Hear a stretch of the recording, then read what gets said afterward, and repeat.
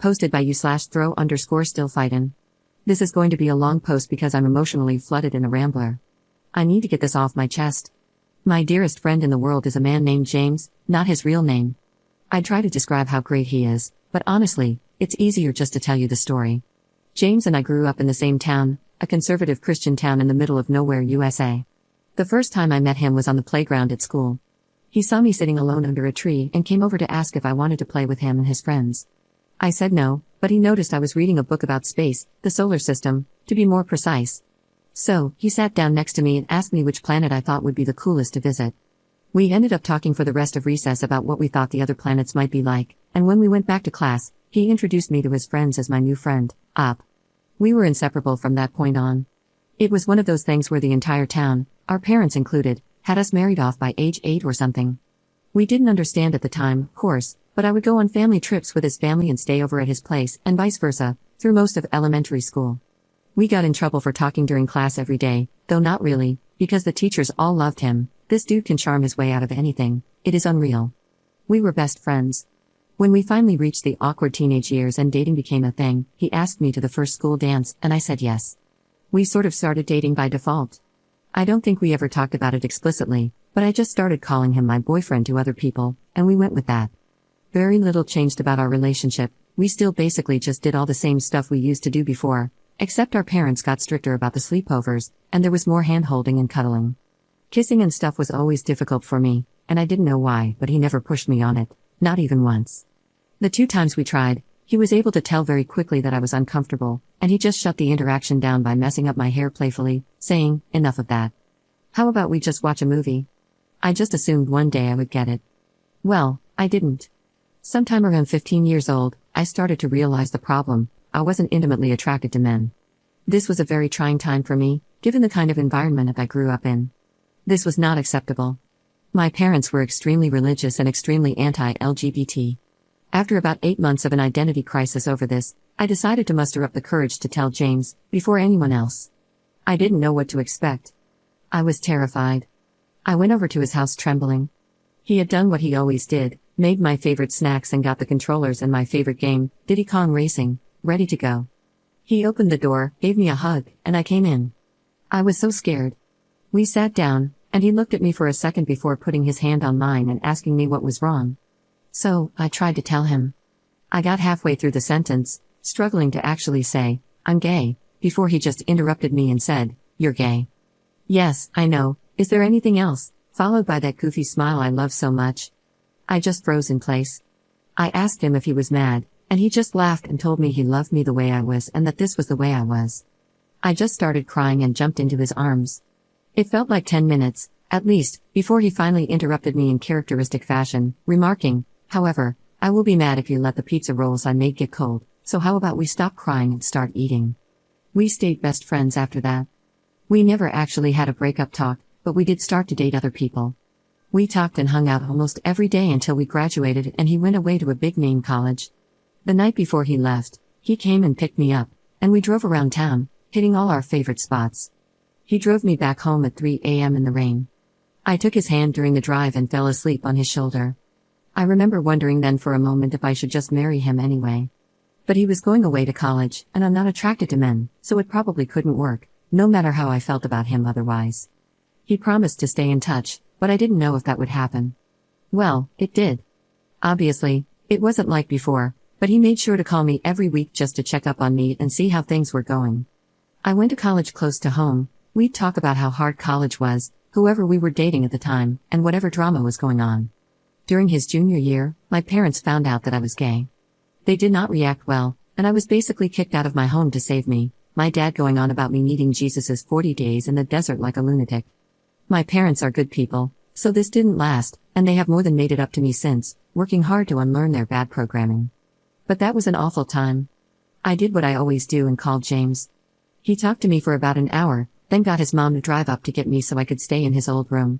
Then he flew home the next day pretty much just to cheer me up and make sure I was all right. Vintage driving around in circles, singing like idiots, and 2 a.m. junk food runs did the trick.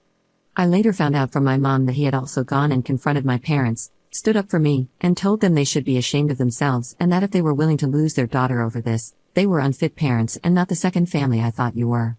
My parents worship him, so this was effective, and my mom still tells this story to this day. Once again, I remember wondering at the time, will I ever know anyone else in my life who would do this for me? But he was heading back to college, and he was still a man. So I didn't do anything. Years went by. He got married. I got a long-term girlfriend. We stayed close the entire time. We saw each other a lot less, but it was still great every time he visited, and we had frequent texts and calls. I looked forward to his visits all year. And then tragedy struck. His wife divorced him. I never liked her, but he did. I think she used him for a green card, and he was too sweet to notice, but that's neither here nor there. He came back home, so I saw him a lot more. Obviously, he was crushed, but we got through it together. And then, I got the diagnosis. At age 27, cancer. There's nothing I can say that describes the feeling, so I'm not even going to try. Decent chance of survival, but I had to start treatment right away. This experience has changed me and my outlook on life more than anything else that's ever happened to me combined. At first, everyone was there for me. I was getting visitors daily, friends, family, everyone. But as the weeks turned into months, it all stopped.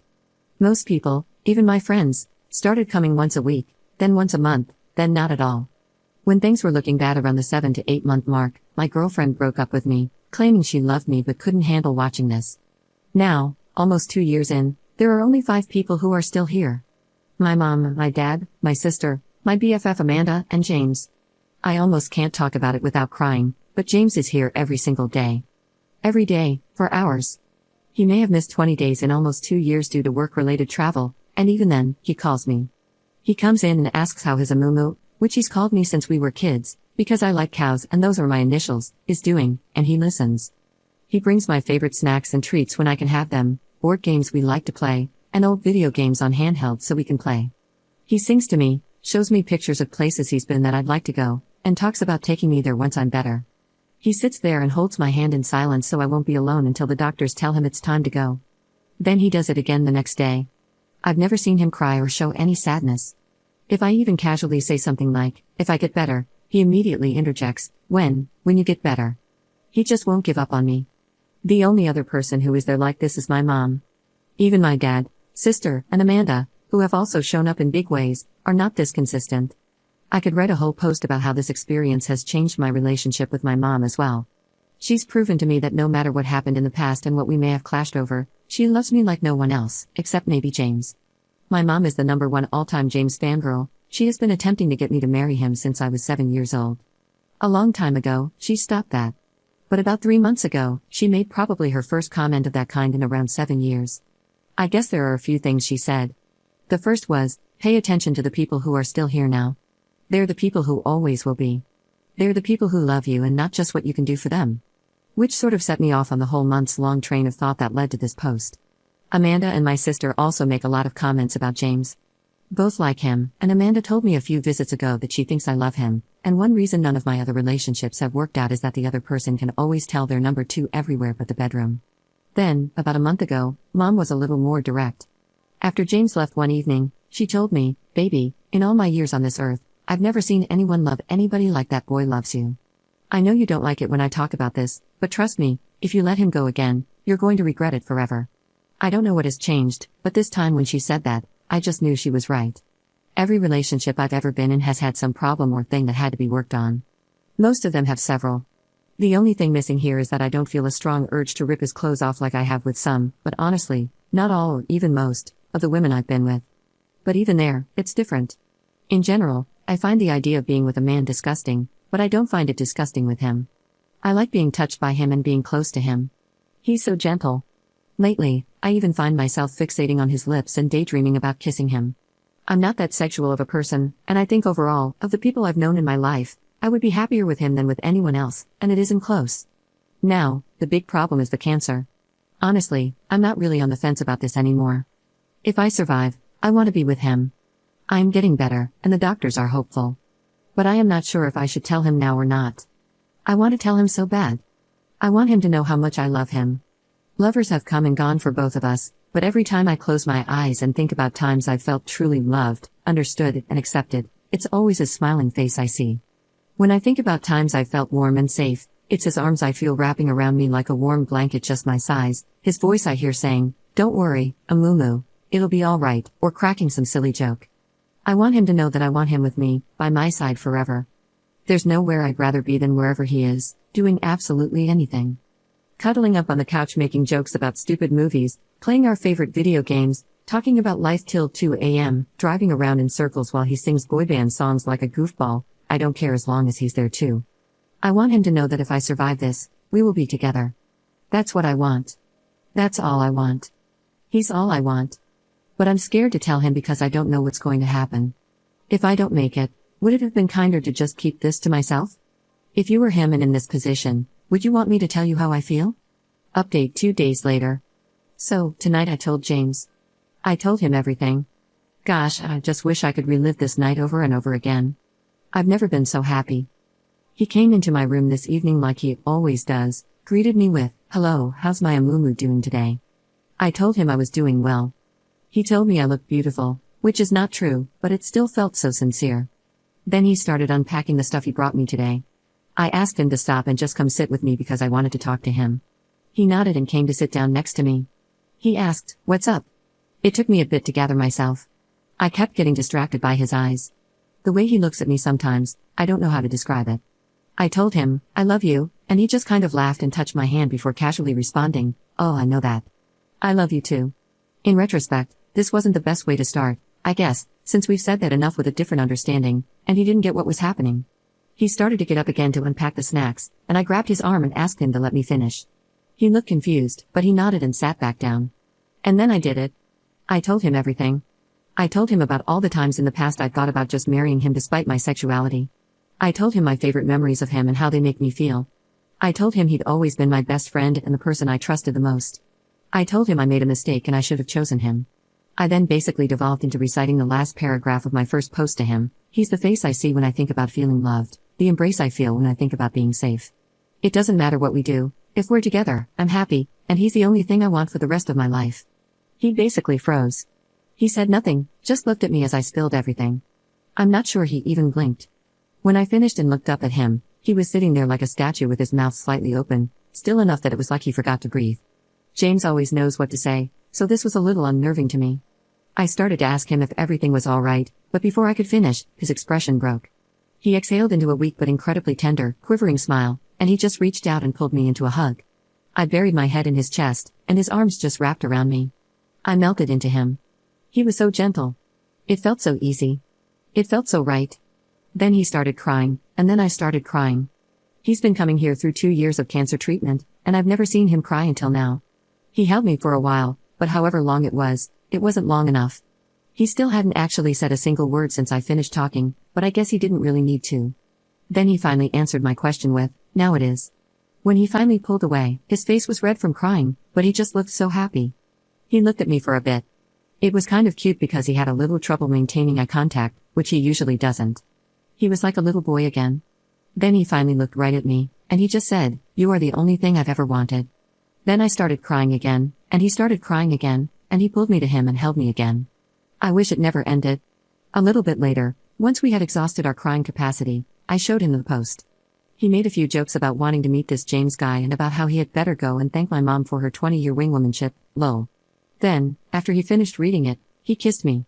It felt easy, not scary at all, and just right. He asked me if it lived up to my daydreams, and I chuckled and said yes. Then he said, "I'm not so sure myself. I think I need more data," and kissed me again. He is so ridiculous, but this was smooth as butter. Then, after that, we started talking, and I guess he told me everything too. He said he'd loved me since we were little kids. He told me he still has every drawing, letter, and craft I ever made for him in a safe that he took with him to college and has taken everywhere he's ever lived.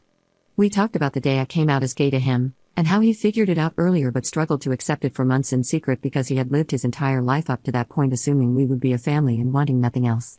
He told me he thought about our last night before college all the time and kept hoping that entire night I'd say something before he left, because then he'd have transferred colleges to stay with me. He told me he actually took a very long way home just to prolong the time when we were holding hands and I was sleeping on his shoulder, and that it was, to this day, his favorite memory. Then he looked at me with those piercing green eyes and said, "For me, there has never been anyone else." He loved once, me, and then struggled through a bunch of rebounds. Even though he had learned to bury it and move on with life and was happy in our friendship, his heart had only ever belonged to me. Honestly, I guess I should have known this. My dad told me he was sure this was true before, but I didn't listen, but I was flustered and deeply moved. I joked that he should enter the Olympics as a torch carrier, and he said, they'd never have a chance. I'm the greatest there ever was. Ah. We sat and talked and reminisced some more, mostly about when we were kids. I found out some things I never knew because he avoided telling me how romantic some things were for him after I came out. But I also kind of realized, I think they felt romantic to me too. Then he sang me some of our songs. His voice is so beautiful. We had another embrace and another kiss. Both still felt divine. I can't wait to have my hair back again so he can pet it like he used to when we were kids.